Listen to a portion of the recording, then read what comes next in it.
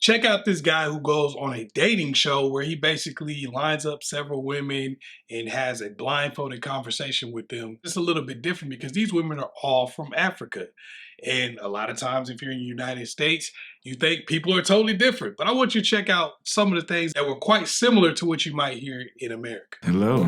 Hi, how are you? I'm doing excellent. And yourself? I'm alright. Where are you from? I'm from Uganda, from Western Uganda. From West End? Yeah. Okay. How about you? Where are you from? Thank you for reciprocating the question. I'm from Texas, United States. Okay, interesting. What brings you here to Uganda? I'm here just for work. So I'm a YouTuber that travels to different countries. Okay, interesting. I travel to different countries and I record my social experience in those countries. And you? I'm also a content creator. I just started a YouTube. It's about fashion, beauty, and lifestyle. It's called Becoming Yourself with Patience. What are you looking for in a woman? So physical, she has to be shorter than me. She needs to be in the gym. Of course, she needs to be physically attractive in the face, but other than that, I can't get too picky on that. But most importantly, she needs to be able to have a intellectual conversation. So I'll start saying dumb shit or lose interest quick if you're not able to communicate with me. Okay. And you?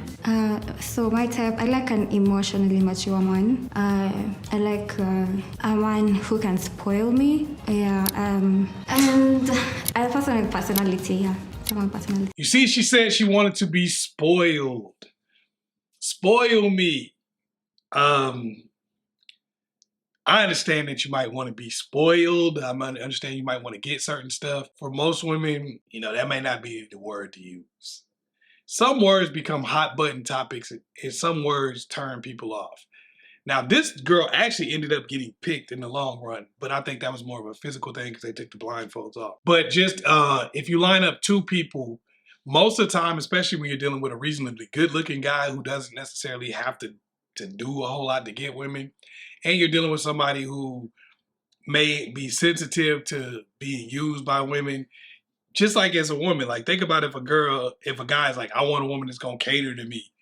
Even though that might be what you would expect a guy to want, I can understand that.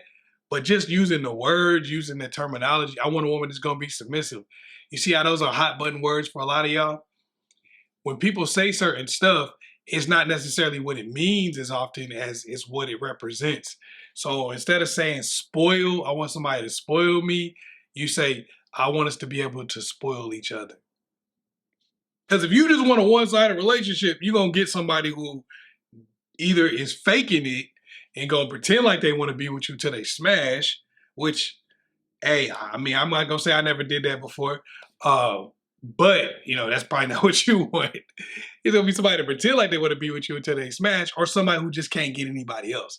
Like, when she said, spoil me, you see how he kind of laughed, like, oh, okay, here you go.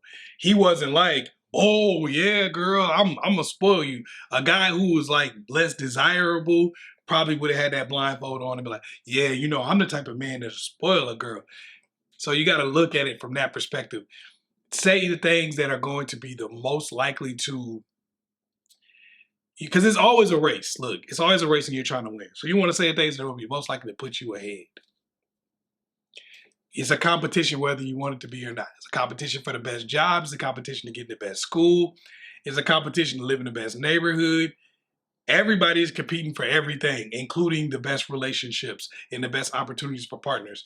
Even if we were all even and there was somebody out there, like they say, there's somebody for everybody. But the reality is, even if that's the case, everybody gonna still gravitate towards the better people. People are going to still gravitate towards a small group of people. 10 people going to be on one person. So even if it was an even number of men and women in the world, everybody had an opportunity to get a partner, people would still gravitate towards somebody else. So that's just the way it goes. If you want to win the race, you got to make sure you have the equipment. You know, saying the right things, even though you're saying the exact same thing, just putting the right words together can make it a lot easier for you to just get the better responses.